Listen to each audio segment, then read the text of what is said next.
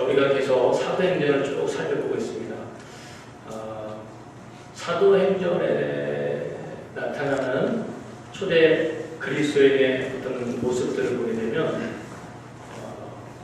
현재 우리가 살아가는 이 시대의 그리스도인들하고 사뭇 많이 다르지 않나 이런 것들을 우리가 느끼게 됩니다. 여러분들 알다시피 처음 교회가 세워져 나갈 때 그리스도의 숫자는 아주 적은 숫자였지 않겠습니까? 처음 시작된 것이었기 때문에 온 세상 사람들이 예수님을 모르는 시대에 이제 점점 교회가 세워져 나가는 그런 상황들이었습니다. 절대적으로 소수였어요. 그러니까 수적으로는 비교가 안 됐는데 사도행전을 쭉 보게 되면 그 그리스도인들이 머문 곳곳마다 나타나는 영향력은 대단했다는 것입니다. 오늘날 우리가 좀 비교를 해보려고 하는 것이 오늘날은 그 당시보다는 크리스찬의 숫자들이 훨씬 많습니다. 그런데 영향력에 있어서는 미미한 거예요. 전혀 없다고 할 수 없지만 어떤 그리스도인 그리고 어느 교회들이 있는 곳 속에 크리스찬적인 어떤 영향력이 나타나는 것을 사도행전과 비교해보게 되면 뭔가 확연하게 차이가 나타나게 됩니다. 그래서 오늘 저희들이 성경을 보게 되면서 이 차이점이 무엇인지를 잘 알아야 된다는 거예요. 예수 믿는 것이 무엇이고 그리스도인이 되었다는 것을 우리 주변에 현재 보여지는 주변에 있는 크리스찬 속에서 모델을 찾아서는 안 된다는 것입니다. 여러분 교회에 왔었을 때 예를 들면 초신자 상태로 신앙생활 출발하게 됩니다. 그 교회 울타리 안에 보여진 나보다 5년, 10년, 20년 권사가 되어 있고 장로님이 있고 집사님이 있다. 그 사람들을 보면서 신앙인은 이렇게 사는구나 라고 답을 찾다 보면은 혼란이 많이 일어나게 됩니다. 그래서 우리가 모든 신앙의 근거와 답들은 하나님의 말씀에서 그리스도인의 삶이 어떻게 되는지 거기서 찾아야 된다는 것입니다. 우리가 잘 알다시피 크리스찬이라는 이름 자체가 사도행전 11장을 보게 되면 안디옥에서 처음 안디옥의 성도들 중심으로 만들어집니다. 그때 하나님을 믿지 않았던 많은 주변 사람들이 예수님을 믿는 안디옥의 성도들을 바라보면서 뭔가 다른 걸 느낀 거예요. 우리와 다른 가치관을 가지고 살아가는 것들을 이 사람이 느꼈습니다. 그래서 그게 하도 독특했기 때문에 뭔가 자극받는 것이 있었기 때문에 그 사람들에 대해서 어떤 이름을 지어줄 것입니다. 여러분 있으나 마나한 어떤 부리들이나 특별히 무슨 사람들 이름을 붙일 필요가 없잖아요. 그런데 크리스찬, 그리스도인이라는 이름을 그 사람들에게 붙여준 것은 뭔가 그들이 드러난 어떤 차이점들이 있었다는 것입니다. 자, 우리가 16장, 17장을 쭉 살펴보고 있는데 우리가 지난 주에 살폈던 16장 스토리에서도 바울과 실라가 전도하다가 웬 귀신 들린 사람을 고쳐줬는데 그것이 잘못돼가지고 감옥에 갇히게 되고 거기서 굉장히 매를 맞는 이런 일들이 있습니다. 그때 한밤중에 바울과 실라가 찬송을 했다고 했어요. 그리고 거기서 지진이 일어났다고 했습니다. 그러면서 간수한 가정이 하나님께로 돌아오는 이런 일들이 있었던 것을 지난주에 쭉 살펴보았습니다. 그래서 그 내용만 하나 보더라도 이게 뭔가 다른 거예요. 여러분 그 로마 간수가 예수님에 대해서 받아들이고 그 온 가정이 예수를 믿겠다고 돌아오게 되고 그 가정이 빌립보 지역의 첫 교회가 세워졌는데 굉장히 중요한 역할을 하게 되거든요. 근데 성경을 가만히 보게 되면 이 사람이 왜 갑자기 예수를 믿게 되었을까? 성경을 보게 되면요 이 사람이 사도 바울에 의해서 예수님에 대한 스토리를 듣는 내용들이 별로 없어요. 16장 한번 보세요. 16장 뒷부분에 28절에 보게 되면 자, 지진이 일어납니다. 지진이 일어났어요. 16장 28절에 보니까 지진이 일어난 뒤에 이 사람이 죄수들이 다 도망간 줄 알고 이거 이제 자기가 책임을 져야 될 것 같으니까 자결을 하려고 했다고 했어요. 그런데 그걸 보고 사도 바울이 뭐라고 말하냐? 바울이 크게 소리질러 이렇게 내 몸을 상하지 말라. 우리가 다 여기 있노라니 간수가 등불을 달라고 하며 뛰어들어가 무서워 떨며 바울과 실라 앞에 엎드리고 그들을 데리고 나가 이르되 선생들이여 내가 어떻게 하여야 구원을 받으리까 하거늘 그렇게 설명해 되어 있어요. 그러니까 바울이 그 사람에게 예수님에 대해서, 복음에 대해서 설명한 게 없어요. 그런데 지진이 일어나고 이 사람이 도망간 줄 알았는데 자기 앞에 나타나고 이걸 보면서 이 간수가 내가 어떻게 하면 구원받겠습니까? 하면서 바울과 실라의 상처난 것도 다 싸매주고 자기 온 가정이 예수를 믿겠다고 결단을 하게 됩니다. 그러니까 왜 이런 일이 일어나냐는 거예요. 이거 그 본문을 쭉 보다가 이 사람이 도대체 이 간수가 뭐 때문에 이런 자극을 받아서 예수를 믿겠다고 이렇게 결정을 하게 된가? 가만히 보니까 요 하룻밤새 일어난 사건을 통해서 이 간수가 굉장히 여러 번 놀라는 일이 일어납니다. 따져보니까 5번 굉장히 크게 놀랐어요. 자, 언제 놀랐냐? 처음 놀란 것은 바울과 실라라는 어떤 모르는 사람이 잡혀왔는데 이 사람을 그 자기 상관이 매우 치라는 거예요. 굉장히 많이 맞았습니다. 그걸 보면서 아니, 자기가 볼 때는 별로 잘못한 게 없잖아요. 그런데 매를 맞는 모습을 보면서 이 사람이 놀랐을 것입니다. 그리고 한 번중에 감옥에 그 사람들 잡아두었는데 한 번중에 이 맞은 사람들이 노래를 부르는 거예요. 깜짝 놀랐을 거 아닙니까? 저렇게 억울하게 쳐서 맞고 저렇게 고통스럽게 감옥에 갇혀있는데 저 사람이 왜 찬양을 부르냐. 굉장히 그 간수 입장에서는 두 번째로 놀랐을 것입니다. 세 번째로 놀란 거. 한 번중에 피곤하니까 졸았을 거 아니에요. 간수가 졸문인데 갑자기 땅이 흔들리면서 자기 감옥 속에 지진이 일어났잖아요. 얼마나 놀랬겠어요. 여기저기서 동굴 안에 있으니까 뭐가 떨어지면서 난리가 났을 거 아닙니까? 세 번째는 엄청 놀랐어요. 네 번째는 정신을 딱 차려보니까 이 감옥 문이 다 열리고 간수들이 막 없어졌을 거 아닙니까? 자기 책임이잖아.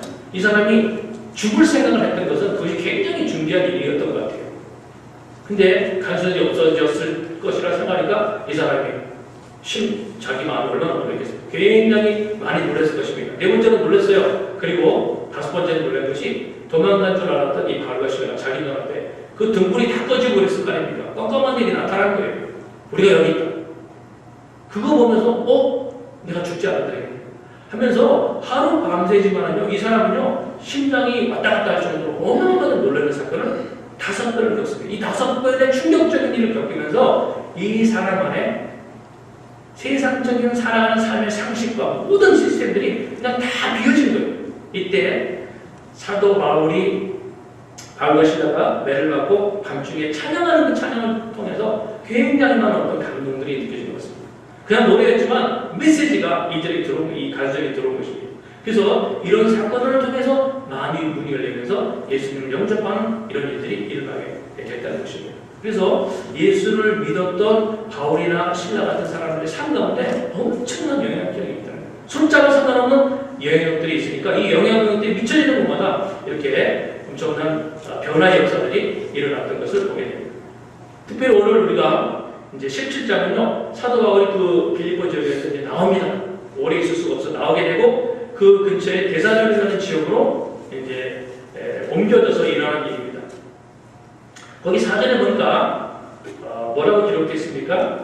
그 중에 어떤 사람과 경건한 헬라인의 큰 미리와 적지 않은 기구들도 권함을 받고 바울과 실라를 따르니 그랬어요. 그러니까 데살로니가 성도들에게도 복음을 데살로니가 지역에도 복음을 전했는데 많은 사람이 사도 바울이 전하는 메시지를 듣고 돌아옵니다. 자, 그런 반응만 있었던 것이 아니라 5절에 보니까 한번 읽어보겠습니다. 5절 시작. 그러나 유대인들은 시기하여 저자의 어떤 불량한 사람들을 데리고 때를 지어 성을 소동케 하여 야손의 집에 침입하여 그들을 백성에게 끌어내려고 찾았으나 그랬습니다.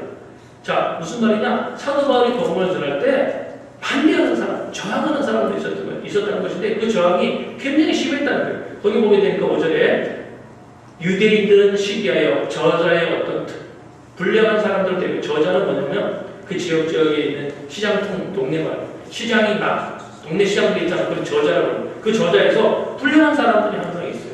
그 불량배 같은 사람들 데리고 가서 이 바울 일행을 찾아 그 야손의 집에까지 찾아서 바울을 어떻게 끌어내려고 했던 것 같습니다. 그러면서 이 사람들이 그 야손의 집에 와갖고 뭐라고 얘기했냐? 이런 사람 여기 왔지? 이 사람들 찾아야 되겠다 이렇게 얘기할 때 6절의 하반절에 보게 되면 이 바울 일행에 대해서 뭐라고 표현했느냐? 천하를 어지럽게 한 이 사람들 이렇게 얘기했어요. 천하를 어지럽게 하는 이 사람들이 여기 왔었을 텐데 그 사람 당신 집에 있다. 그러니까 이 당시에 그 사람들이 바울 일행에 대해서 표현한 이것이 부정적으로 표현한 거예요. 이 뭐 소동을 일으키고 문제를 일으킨 사람 같아 이렇게 부정적으로 얘기했지만 사실은 이것이 그 당시 초대교회 성도들이 가는 곳마다 일으켰던 그런 복음적인 역사였습니다. 뭔가 예수님을 믿고 각적으로 흩어진 이 그리스도의 삶 가운데에서 나타나는 영향력이 이게 무시 못할 영향들이 있었다는 것입니다. 그래서 우리가 믿고 이 크리스천들이 마음에 받아들이고 있었던 것이 뭐냐면 예수님이 나의 구주가 되시는 사실이거든요. 그거를 완전히 믿었어요. 예수님이 십자가를 지시고 부활에 이르렀던 그 사실을 이 크리스천들이 붙잡고 전달하기 시작했는데 예수님이 나의 구주가 되시고 그분이 십자가를 지셨고 죽으셨으나 다시 살아나신 사실은요, 이 짧은 십자가 부활이라는 두 단어 속에 인간의 모든 삶의 문제와 원인과 치유 해결책들이 그 내용 안에 다 들어있습니다. 예수님 와서 죽으셨어요. 그럼 반드시 인간의 죄의 문제를 해결해야 됩니다. 그리고 죽으신 부분이 소망이 없냐? 끝이 아니라 다시 살아나셨어요. 어떻게 우리가 세상에서 다시 살아나는 삶이 가능한지, 영생에 관계되어 있는 모든 것들을 십자가와 부활의 두 가지 개념을 말하려면 이 모든 중심적인 주제가 다 들어가야 됩니다. 이 내용을 전달하는 이것이 우리가 믿고 있는 복음이거든요. 그런데 이 복음은 이 세상에서 가르쳐지거나 또 교육되는 내용이 아닙니다. 그러니까 이 복음을 가지고 가게 되면 이 세상의 가치관들과는 충돌이 일어나는 것은 당연하다는 것입니다. 내가 믿고 있는 예수님에 대한 어떤 교리라든지 또 성경의 어떤 핵심적인 가치, 이것은 세상에서 통용되는 가치와 이건 같아질 수가 없다는 것입니다. 그래서 그런 가치관을 가지고 세상에 살아나갈 때 이 사람이 가는 곳마다 어떤 충돌과 어떤 변화가 일어나는 건 이건 당연한 일이라는 거예요. 여러분 그렇지 않겠어요?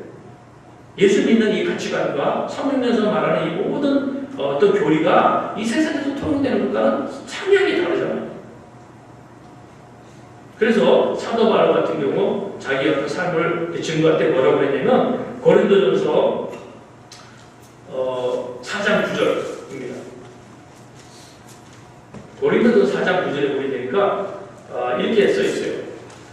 내가 생각건대 하나님이 사도인 우리를 죽이기로 작정한 자같이 끄트머리에 두셨음에 우리는 세계 곧 천사와 사람들에게 구경거리가 되었더라. 사도 바울이 고린도 교회 편지에서 그렇게 얘기했어요. 우리가 사람들 앞에 복음을 전하고 돌아다닐 때 구경거리처럼 되었다.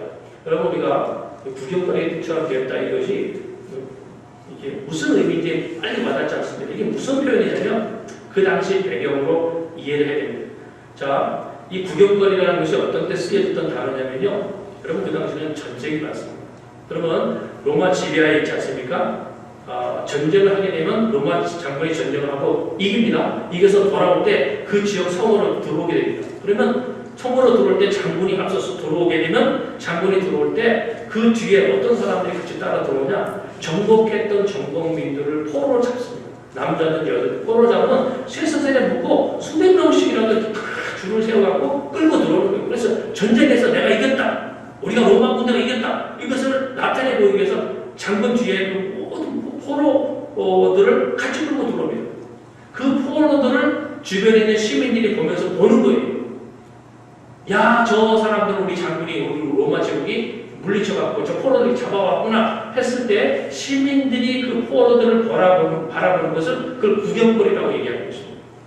여기서 말하는 구경거리, 내가 사도 바울이 내가 복음을 전할 때 세상에서 구경거리처럼 되었다. 이게 무슨 말이냐면 복음을 들고 가는 곳마다 두 가지 모습이 될 수 있다는 거죠. 하나는 천하를 어지럽히는 사람들이라는 평가를 받을 수 있고 구경거리처럼 대해진 어떤 모습을 볼 수 있다는 것입니다. 그게 무슨 말이냐? 예수님이 복음을 들고 세상에 나가 살아갈 때 아무 일도 없는 것처럼 아무 문제도 없는 것처럼 이렇게 있는지 마는지 긴가민가하는 맹숭맹숭하는 상태의 어떤 삶이 일어날 수 없다는 것입니다. 왜? 너무나 철저하게 이 세상에서 통용되는 어떤 가르침과 혹은 문화 시스템과 다르기 때문에 그렇다는 것입니다.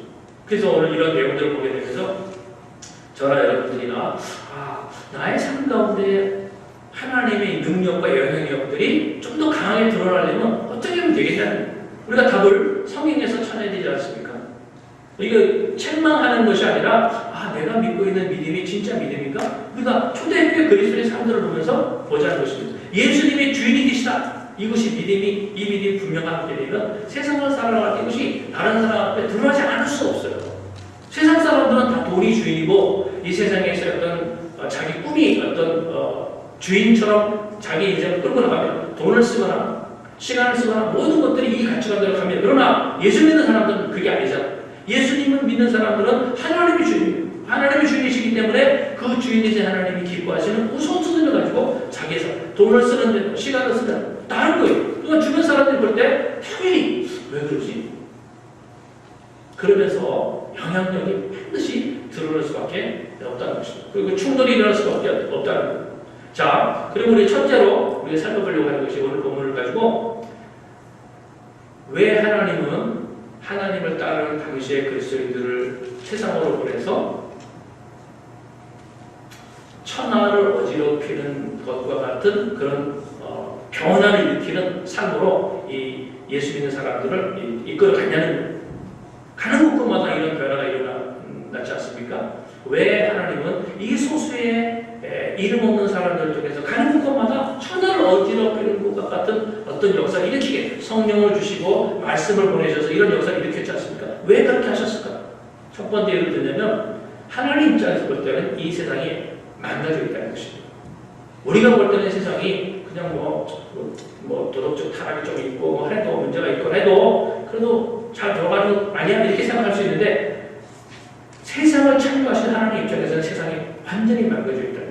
세상이 완전히 뒤집혀 있다는 거예요. 하나님이 끌고 나가시려고 하는 하나님의 나라와 전혀 다른 방향으로 이 세상이 움직여가고 있다는 것입니다. 그래서 우리 지난주에 받은 16장에도 거기 보는 사례 하나가 어떻습니까? 한 여종이 귀신 들려서 점을 치는 이런 일을 하게 되는데 그 얼마나 불쌍합니까?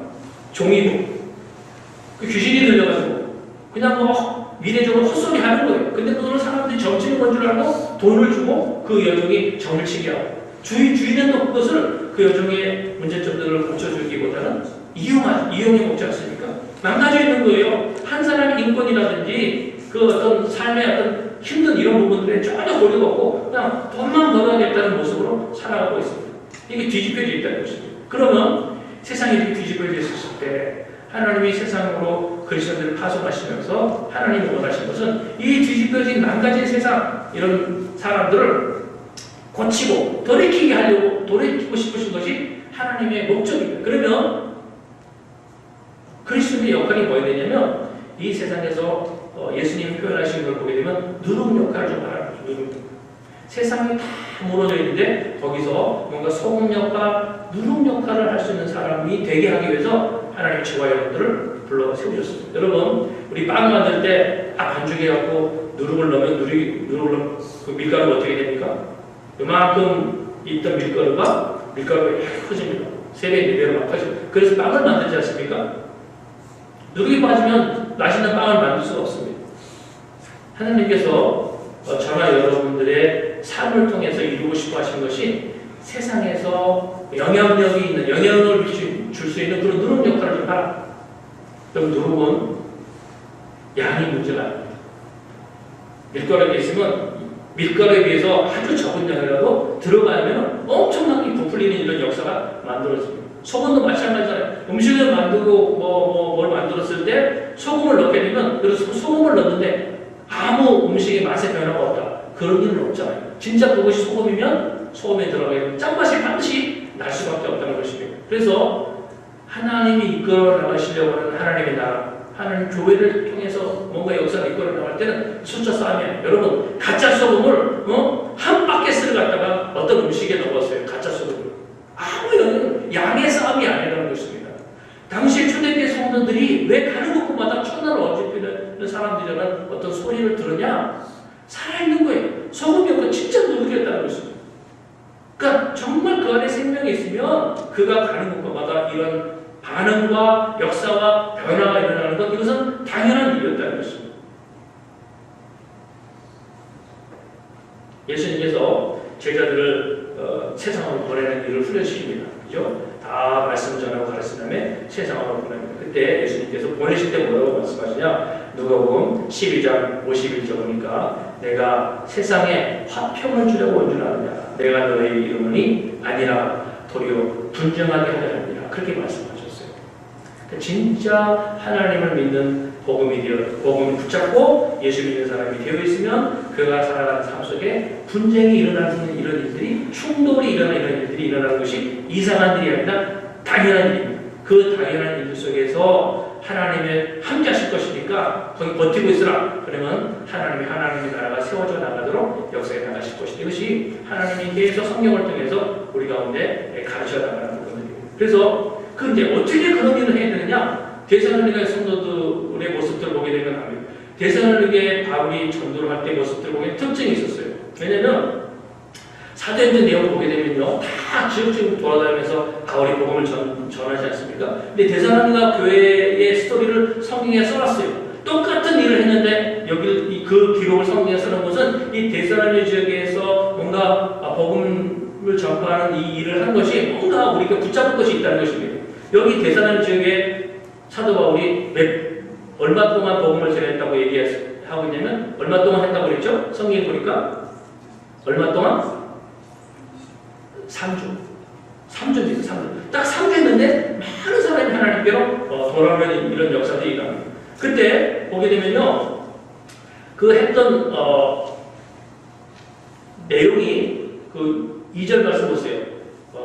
2절 말씀에 뜻을 풀어 그리스도가 해를 받고 죽은 자 가운데서 다시 살아나야 할 것을 증언하고 이르되 그랬잖아요. 그러니까 예수님께서 해를 받고 십자가를 지셨던 것과 그분이 다시 살아났다는 이 사실들을 전합니다. 우리는 예수님이란 어떤 분이 죽으셨다가 다시 살아나셨다는 사실을 하도 많이 들어가고 이걸 들을 때 뭐 의아해하거나 의문점을 갖지 않습니다. 그러나 그 당시 사람들은 어떤 분이 십자가에 극형에 죽었고 그 죽었던 부분이 다시 살아나서 이런 스토리를 들게 되면 굉장히 충격적인 일입니다. 아니 도대체 그 죄 없는 사람이 왜 죽었느냐?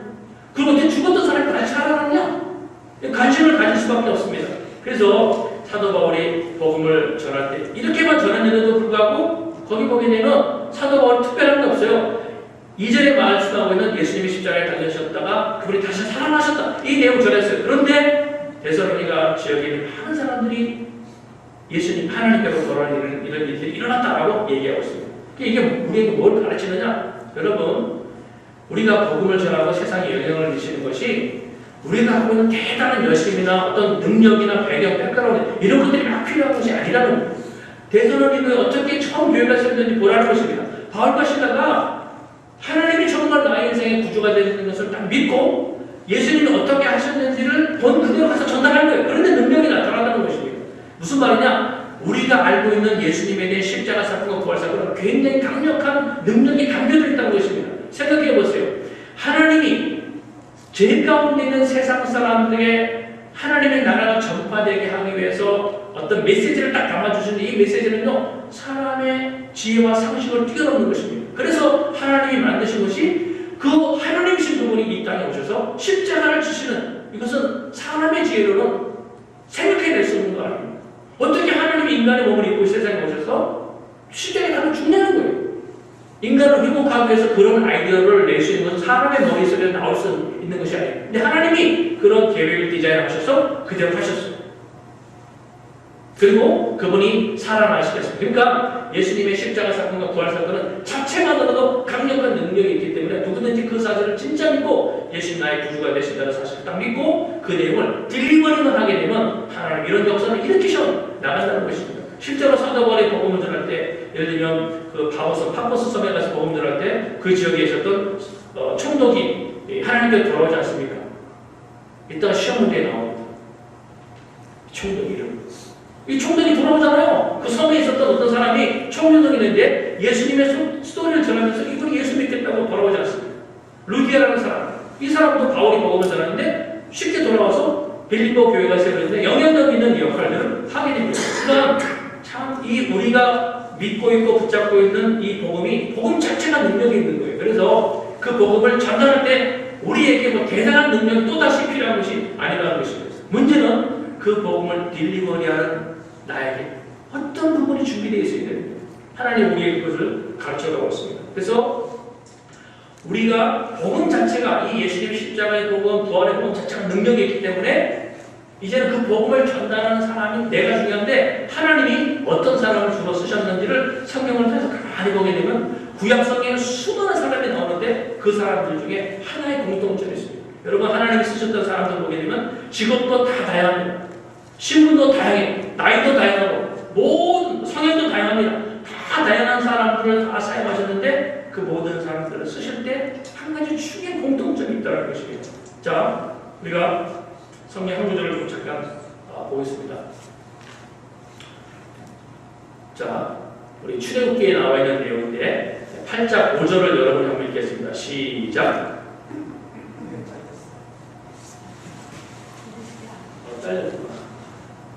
제가 읽겠습니다.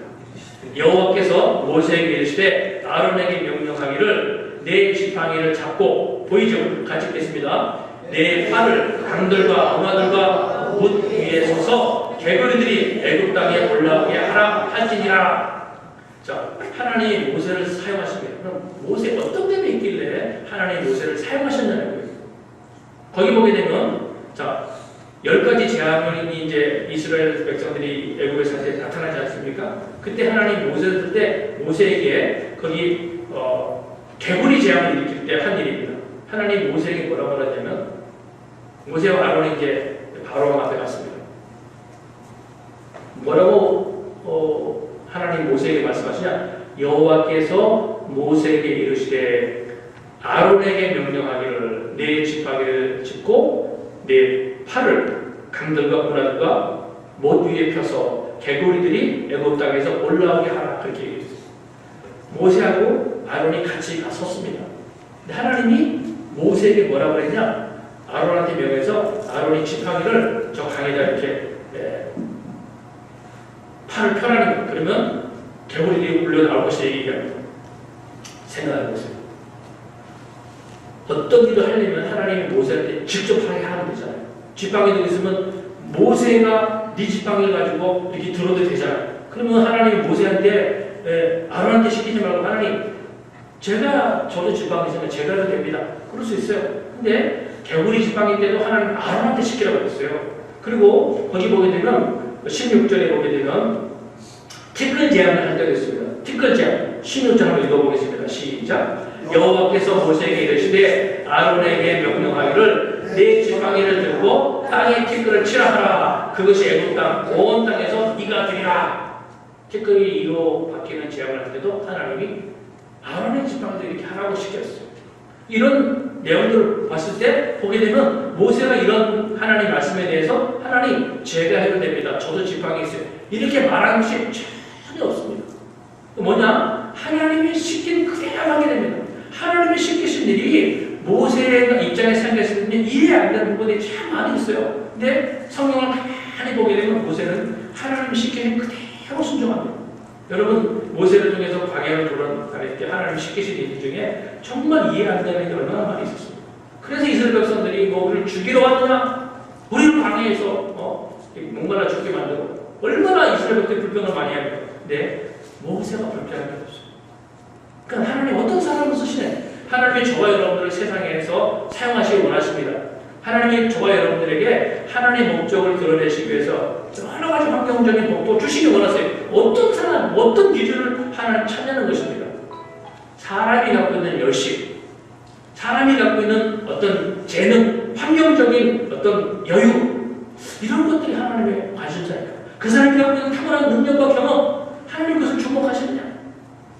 하나님이 사람을 쓰실 때 사람의 가장 중요시 여기는 기준이 뭐냐? 순종하는 것입니다. 하나님 말씀하실 때 그대로 순종하는 성향. 우리가 이제 세상적인 말로는 돌쇠의식. 그리고 마당새나 돌쇠 이런 거 주인이 시키면 뭐 생각 안 해요. 뭐가 어떻다고 뭐가 더 잘 될 것 같다 자기 생각이 없이 시킨 그대로 하는 사람 돌쇠라고 되지 않습니까? 하나님이 저나 여러분들을 볼 때 가장 중요시 여기는 기준이 뭐냐? 돌쇠의식이 우리 쪽에 있어야 된다는 것입니다. 하나님의 성경을 통해서 설교를 들을 때, 기도할 때 여러 가지 하나님이 어떤 내게 주시는 영감들이 있잖아요. 하나님 말씀하시는 거예요. 일생 동안 나는 신앙생활을 하는데 나에게 하나님이 아무것도 말씀하시지 않고 신앙생활을 하라? 하나님 영광을 나타내는 인생을 살아가라? 그럴 수는 없잖아요. 하나님 뭔가 여러 가지 감동으로 우리에게 말씀하십니다. 그러면 그 말씀하신 것에 그대로 순종하는 사람, 이게 하나님 보시는 기준입니다. 왜 내가 열심히 신앙생활을 하는데도 불구하고 나의 인생 가운데 길도 안 맞고 하나님 약속하신 모든 것들이 왜 내 인생 가운데 일어나지 않지? 그렇게 묻기 전에 내 스스로에게는 하나님 말씀하시는 그대로 순종하는 성향이 만들어져 있는가 한번 돌아보라는 것입니다. 하나님이 모세뿐만이 아닙니다. 다윗도 마찬가지로 다윗의 특징이 뭐였어요? 말씀하신 그대로 순종하는, 늘 묻는 성향. 이것을 하나님께서 중요시 여기는 부분들입니다. 하나님이 우리를 통해서 일하시는 역사는요, 우리가 생각하고 계획하는 것과 차원이 다른 것들을 이끌어 나가죠. 구약 성경에 다 같죠. 여리고 성을 갖다 7번씩 돌아라. 우리 생각 안 맞잖아. 300명만 데리고 미디안 족속에 13명하고 싸우러 가라. 안 맞잖아. 하나님이 나에게 요구하는 것도 이와 같이 안 맞는다는 거예요. 13명이 앞에서 칼을 들고 서 있는데 300명만 데리고 들어가는 게 말이 안 되잖아. 하나님 우리들에게도 그런 방식으로 내 인생을 이끌어, 우리가 비즈니스를 할 수 있어요. 우리가 여러 가지 성향의 여건들을 가지고 하는데 하나님, 야 이거 잘생겨 원합니다. 그래? 나도 너를 축복하고 싶다. 그럼 이렇게 해봐 라고 말씀하시는데 이것이 이 세상에서 통용되는 방식과 다르다는 거예요. 그때 하나님 이건 아니잖아요. 지팡이 저 사람 있는 건 나도 갖고 있어요. 이렇게 자기 성향과 자기 판단과 자기 생각들, 아이디어를 내기 시작하면 하나님과 동행할 수 없습니다. 그래서 하나님이 저나 여러분들의 생에 이 이민을 와서 이 삶 자체가 우리가 생각한 계획도 있습니다. 그러나 이거가 차원이 다른 하나님의 계획들이 다 있다는. 나는 하나님 가질 것이 없고, 나는 나이가 들었고, 나는 갖고 있는 배경이 없고, 나는 언어가 안 되면 내가 이 이민사에서 할 것이 별로 없습니다. 이것이 우리 모든 한인 이민자들이 갖고 있는 생각일 수 있어요. 말은 그렇게 안 해도 무의식적인 세계에서 꽉 차 있습니다. 그때 하나님 우리에게 말씀하실 때 넘어갈 수 있다는 것이죠. 그 넘어갈 수 있는 것이 네가 생각하고 있는 것과 전혀 다른 것으로 내가 이끌어갈 것인데 순종할 준비됩니다. 하나님, 여러분 스스로 한번 스스로에게 생각해보고 나는 하나님 이런 식으로 나를 이끌어가라고 하실 때 그런 것에 순종할 성향, 순종하는 스타일인가, 순종하는 경험이 있는가. 그래서 믿음의 사람들의 어떤 삶의 모습 속에 나타나는 특징 중 하나는 단순합니다. 복잡한 것을 많이 생각하는 사람일수록 하나님과 동행하는 것이 불가능한 건 아니지만 어렵습니다. 자기 생각과 계산이 많은 사람일수록 하나님이 축복하시는 그 길로 가는 것이 쉽지가 않아요. 시간이 많이 걸립니다. 왜? 그 생각을 다 놔야 되거든요. 왜? 하나님 자신의 능력이 있는 분이시죠. 하나님 자신이 인생의 타이밍을 다 조율하시는 거예요. 인생의 타이밍을 주시고 기회를 다 만들어 가시고 능력을 주시는 그 근원이 되신 그분이 우리에게 요구하는 것이 배경이나 백그라운드나 인간적 열심을 원하시겠어요? 아니, 하나님은 다 줄 수 있어요. 하나님이 우리에게 요구하시는 것은 한 가지입니다. 순종하는 것. 그래서 하나님이 이것을 여러 가지 경로를 통해서 훈련시키십니다. 가정환경을 통해서, 교회 생활을 통해서, 이웃과를 통해서, 자기 비즈니스를 통해서 하나님 계속 훈련시켜 나가십니다. 실제로 그래서 믿음을 가지고 있을 때 내 믿음 속에는 어떤 성향들이 만들어져 있어야 되냐면, 여러분, 이 세상에서 통용되는 원리는요, 중립성과 합리성, 이성과 합리성, 이런 것들이 잘 맞아야 세상 안에서 이렇게 픽업이 될 수 있어요. 그죠? 어떤 것이 너무 편파적이고 한쪽으로 치우치게 되면 세상 사람들은 인정을 받지 못하는. 그런데 우리가 신앙생활에서 만들어진 그 믿음이라는 것은 중립이 절대로 안 돼요. 무슨 말이냐? 한쪽으로 치우치는 성인이 믿음 속에는 반드시 들어가. 공정하냐? 여러분 믿음이 공정합니까?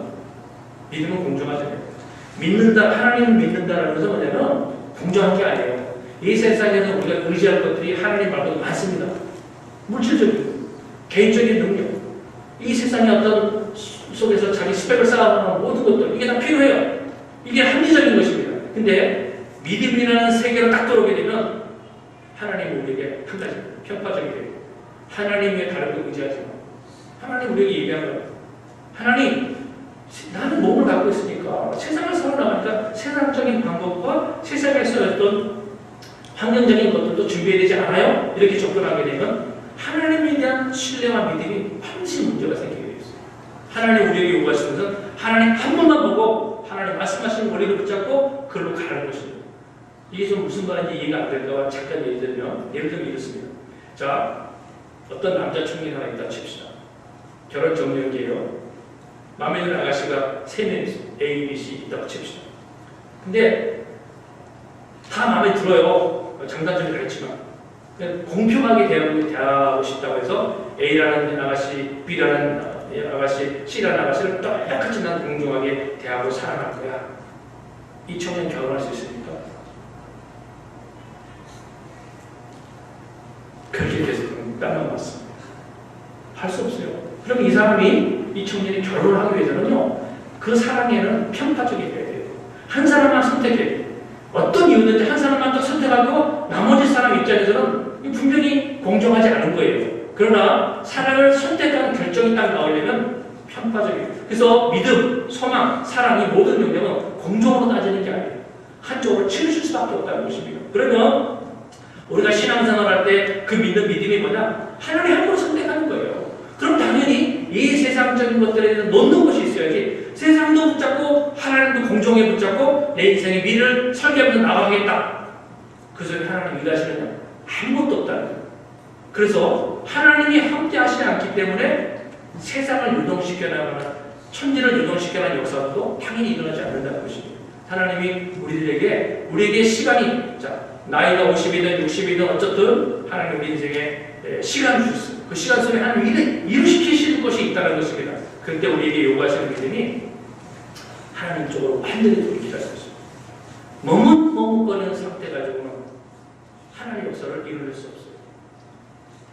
오늘 우리가 살고 있는 시대에 교회의 신앙이라든지 또 크리스천들의 신앙들이 옛날과 초대교회 성도들에 비교했을 때는 많이 떨어져 있습니다. 근데 이 떨어져 있는 데는 다 이유가 있다.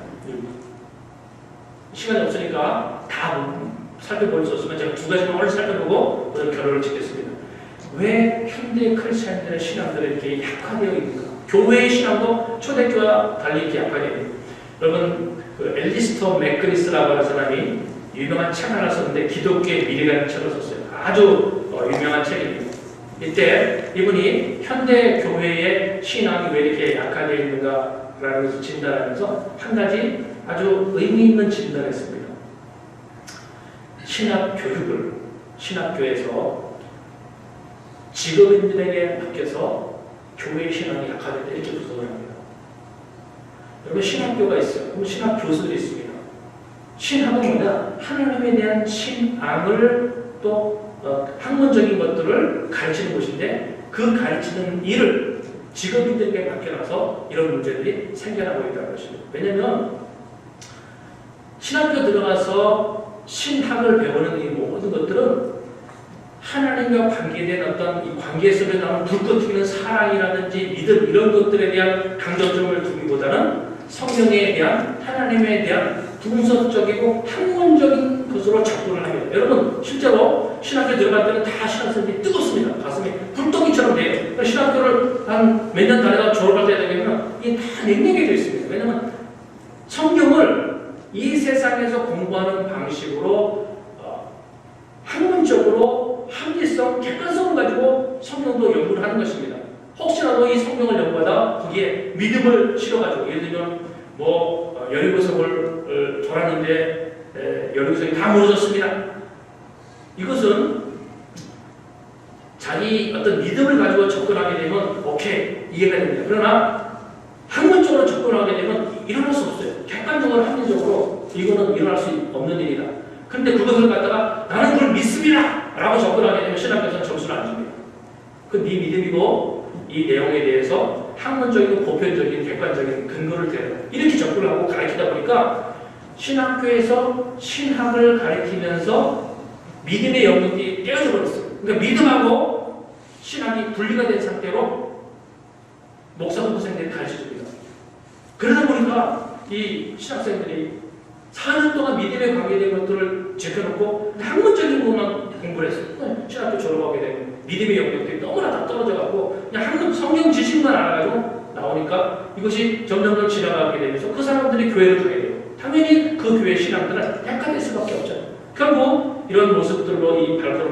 것이 서구 교회들의 모습. 미국이나 캐나다나 점점 신학교들이 다 줄어가고 있습니다. 목회자들이 점점 줄어가고 있어요. 이런 모든 것들이 결국 어디서 오게 되냐면 신학을 세상에서 공부하는 학문과 같은 방식으로 접근하는 것입니다. 여기는요, 신학과 세상의 학문과는 다르고 과학과 신학은 분명히 다릅니다. 왜? 신학은 하나님의 관계된 것은 지식으로 알아지는 것이 아니라 관계성으로 만들어지는 거 아닙니까? 그 관계성에 대한 관계된 그 믿음의 영역들을 소홀히 여기니까 합리성만 따지고 이론적인 것만 따지니까 그 안에 믿음이 점점 식어져 나오고요. 그래서 신학교에서 신학을 가르치는 사람들이 전문 직업인이 그런 게 현장에서 믿음을 가지고 시험하는 경험이 없습니다. 다 책으로 공부한 사람들이 신학교에 들어가 있어요. 시간이 지나갈수록 이런 모순점들이 자꾸 반복되는 것입니다. 오늘 본문에 나오는 이 데살로니가 지역에서 복음 전한 사도 바울 같은 게 어떻게 했어요? 사도 바울이 당시에 그 복음을 전했던 그 아테네라든지 데살로니가 이런 지역들은 헬라의 철학들을 아주 강조한 것입니다. 근데 헬라의 철학과 교육 사상이 공존해지는 그 속에 사도 바울에서 복음을 전할 때는요, 자기 안에 뜨거운 예수님의 십자가예요. 그거 들고 같이 전하는 거예요. 지식적으로 학문적으로 접근한 것이 아니라 공정하게 접근한 것이 아닙니다. 왜 사도 바울을 그렇게 사람들이 그 지역 사람들이 이렇게 미워했어요? 공정하지 않은 합리적이지 않은 것들을 주장하니까. 아니 예수님 외에는 구원이 없다라는 거, 예수님이 왕이 되신다는 이 사실도 전하니까 편파적이라는, 그래서 사도 바울을 죽이려고 애썼던 건 아닙니다. 그런데 그런 세상 속에서 사도 바울이 했던 것들은 내가 그 예수님에 대한 믿음과 확신입니다.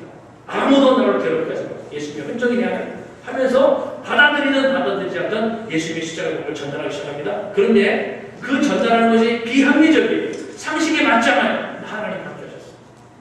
그 사람을 타인을 맞추셔서 루디안도 보내고 총독도 돌아가게 하고 많은 사람들이 하나님 돌아올 수 있는 역사를 하나님이 일으킨 것입니다. 다 바울이 한 것이 아니에요. 바울이 전하는 메시지에 강력한 힘이 있기 때문에 하나님이 그것을 후원하셔서 이런 역사들이 일어나게 하신 것입니다. 그래서 오늘 저와 여러분들에게 하나님께서 말씀하신 것이 현대 사회 속에서 진짜 믿음을 갖는 것이 우리 눈에 보이는 세상에서의 크리스찬들을 통해서 답을 찾는 만들어줄 수 없습니다. 그래서 성경의 초대교회가 어떻게 움직여 나갔는지 보면서 예수님이 나의 구주가 되신다는 분명한 확실한 믿음을 갖자. 그리고 예수님과 하나님과 나와의 뜨거운 관계를 만들어 나가지고 나가게 되면 내가 전달하는 이 예수님의 십자가 사건, 이 메시지 자체가 강력한 능력으로 하나님의 역사하셔서 역사를 일으켜 나가실 수 있다. 이거를 좀 우리가 사는 삶의 현장에서 한번 적용하고 실천해 보라는 것입니다. 딱 5분만 하고 마치겠습니다. 여러분, 제가 신학교 교육의 문제점에 대해 한 가지 진단했어요. 왜 우리의 신앙이 이렇게 약해져 가는가? 한 가지만 얽어보게 되면 또 한 가지는 현대 사회에서 나타난 특징 때문에 그렇습니다. 여러분, 현대 사회의 특징을 얘기할 때 첫 번째 딱 뜬 것은 오늘날 이 사회는 굉장히 개인주의가 강한, 자기중심주의가 굉장히 강해. 이 자기중심성이 강한 상태의 사회를 살다 보니까 신앙도 개인주의화가 굉장히 많이 되어 있어요. 나의 행복, 또 나의 어떤 형통, 이런 것에 너무나 많이 가 있어요. 근데 이 부분들이 극복이 되어야지만 우리를 통해서 하나님의 역사를 일으킬 수 있고 하나님의 뜻이 우리 속에 나타날 수 있다는 것입니다. 그래서 구약 성경을 다 보게 되면 하나님이 이스라엘 백성들을 하나님이 성전을 불러 모십니다. 그래서 나에게 이것이 구약 성경 전체의 스토리입니다. 근데 예수님이 딱 오시고 나서부터는 이제 성령이 오시고 나서 하나님 모든 강결점은 세상으로 가라예요. 그래서 우리의 신앙의 칼라가 교회 안에서 내 신앙, 내 축복, 내가 구원받는 여기에만 멈춰져 있고 세상으로 향하는 이 선교적 마인드가 만들어지지 않으면 그 사람은 자기 인생의 미션을 발견하지 못합니다. 여러분, 교회 안에서 하나님이 우리를 불러서 해주신 것이 교회에서 예배드리고 교회에서 봉사하고 이것이 우리 미션이 아니잖아요. 이것은 세상으로 미션 지역으로 나가기 위해서 준비시키기 위해서 하나님이 우리의 교회를 불러 모으신 것이죠. 불러받은 우리들은 이제부터 해야 될 일이 세상으로 나가는 것이에요. 내 직장으로 가는 것이고 가정으로 가는 것이고 내 친구들에게 가서 내가 알게 된 하나님과 예수 그리스도를 세상에 드러내고 영향력을 드러내라. 하나님 그렇게 하시기 위해서 저와 여러분들을 불러 세우신 것입니다. 그래서 우리가 신앙이 강력해지기 위해서는 우리가 점검해야 될 것들이 개인주의적인, 나 위주적인, 그냥 여러분 제가 목사입니다. 교회 안에서만 제가 있으면요. 생각해보세요. 제가 교회 안에서만 이렇게 있는 거고 세상에 들어가서 무슨 일 하는 거고 어떤 게 더 편하겠어요? 저는 교회 안에 있는 게 편합니다. 교회에서 성도들 만나면 목사님하고 대접해주고 이걸 제가 바깥에 나가서 뭐라도 하면요. 근데 줄 서갖고 있는데 제가 줄을 좀 잘못 섰어요. 잠깐. 그 뒤에서 어떤 젊은 사람이 아저씨 비키세요. 줄 똑바로 서세요. 세상에 나가면 저 아저씨입니다. 인정하지 않아요. 세상은 대접해주지 않습니다. 근데 그러다 보니까 교회에 있는 성도들도 장로님, 안수집사님, 권사님 이런 분들이 밖에 나가서 뭐라면 대접 못 받고 누가 인정 안 해줘요. 그러니까 교회 안에서 뭐 하는 걸 좋아해요. 교회 안에서 있다 보면 미션, 나를 통해 하나님 이루실 영역을 내가 잃어버리게 됩니다. 미션, 사명지를 발견하지 못하는 사람들은 심령이 동기부여 일어나지 않아요.